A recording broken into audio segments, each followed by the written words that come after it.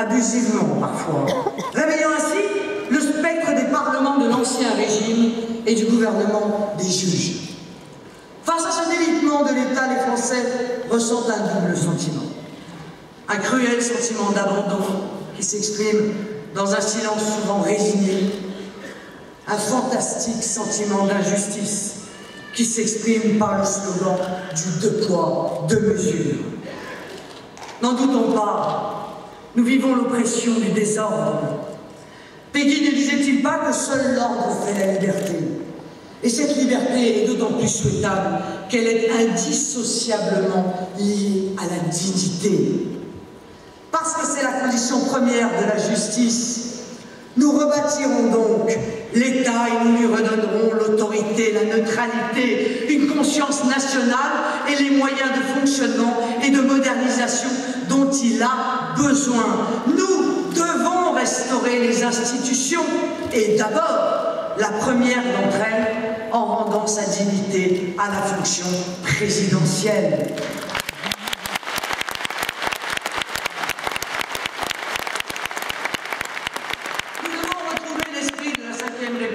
En tournant le dos aux appuis institutionnels du quinquennat par un mandat de 7 ans non renouvelable, un mandat délivré des tentations électoralistes et des raisonnements court-termistes. Pour être respecté, le président de la République doit être respectable.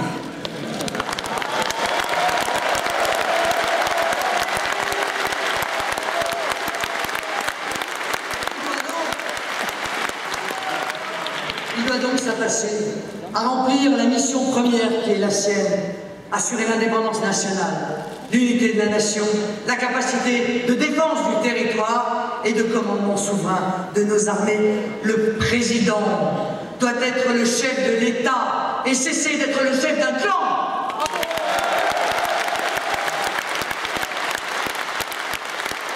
Cesser d'être le gouverneur d'un protectorat américain, un candidat en campagne, ou même, comme on l'a vu, l'agent d'une chanteuse au succès déclinant, même si c'est sa femme.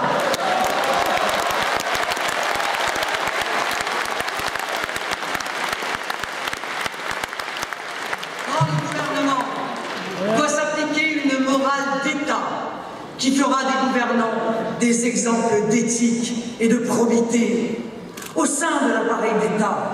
Il nous faut retrouver l'ère des grands commis, des hussards de la République et des serviteurs de l'intérêt public, sans se laisser prendre par des logiques d'accaparement oligarchique ou d'emballement fonctionnaliste. L'État doit obéir à la volonté nationale telle qu'elle s'est exprimée démocratiquement. Il nous faut réformer les écoles d'administration pour rétablir dans la haute administration l'apprentissage du sens de l'État, du patriotisme et de l'intégrité. Il faudrait commencer par apprendre la Marseillaise aux énarques.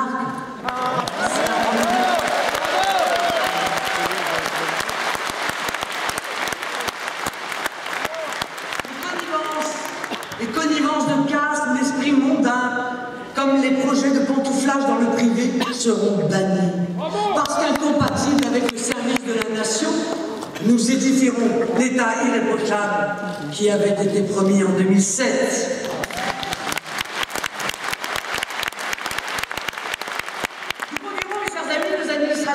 À s'ouvrir davantage sur le monde du privé, en permettant l'embauche de personnes issues de l'entreprise, et notamment les salariés d'expérience.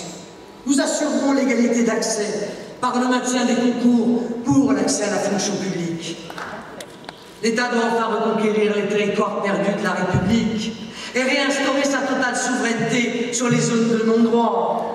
Il ne faut pas avoir peur de dire qu'il faut s'attaquer non pas à la délinquance, qui est un projet statistique, mais aux délinquants, qui sont une méprisante réalité.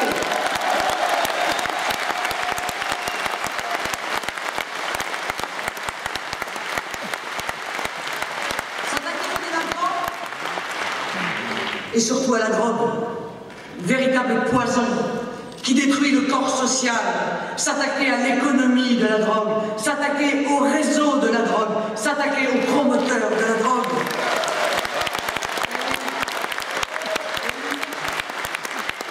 Et oui, en politique, la faiblesse est autant vertu que le vice. Face à cette délinquance qui évolue non pas à l'américaine, comme on le croyait, mais à la brésilienne, nous n'avons plus le droit de ne pas être inflexibles. La réponse de l'État doit être policière, judiciaire, carcérale, administrative pour les reconduites systématiques à la frontière et éducative. Il faut, je le crois, créer des tribunaux pénaux de proximité, présidés par des magistrats issus de la société civile qui jugeront dans les heures qui suivent les méfaits, les affaires les moins graves et les incivilités. Ainsi sera réellement mise en application la politique de tolérance zéro sans engorger les tribunaux correctionnels. L'État doit retrouver son rôle régulateur en matière économique et se réapproprier le contrôle de certains secteurs stratégiques, comme l'énergie, les transports et, si nécessaire, les banques insensibles aux injonctions d'éthique.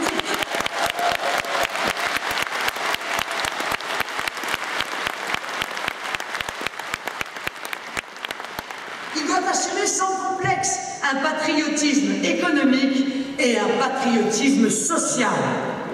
L'État doit tourner le dos au restinage fiscal, créateur d'une insécurité juridique et d'une opacité des règles. Le besoin de transparence, d'équité, de simplification et d'efficacité nous amèneront à proposer aux Français une véritable révolution fiscale.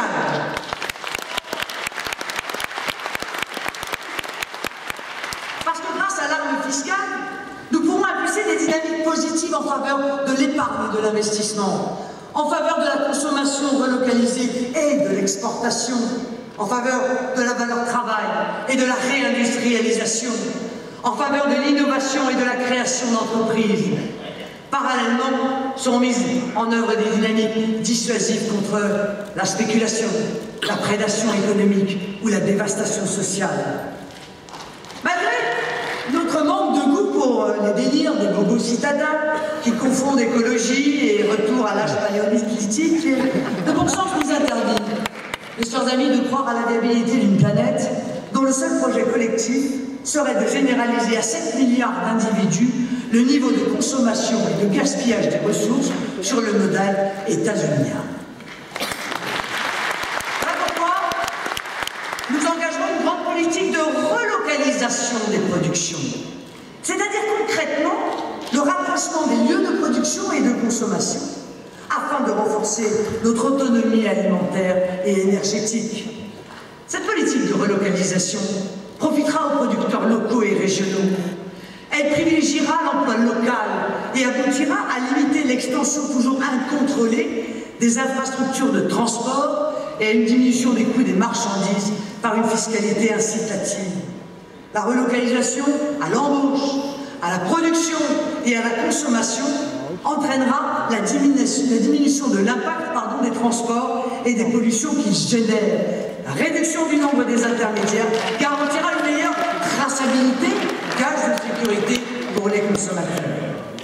Cette notion de relocalisation dont nous reparlerons s'appliquera également de manière plus générale aux services publics, aux emplois et dans bien d'autres domaines.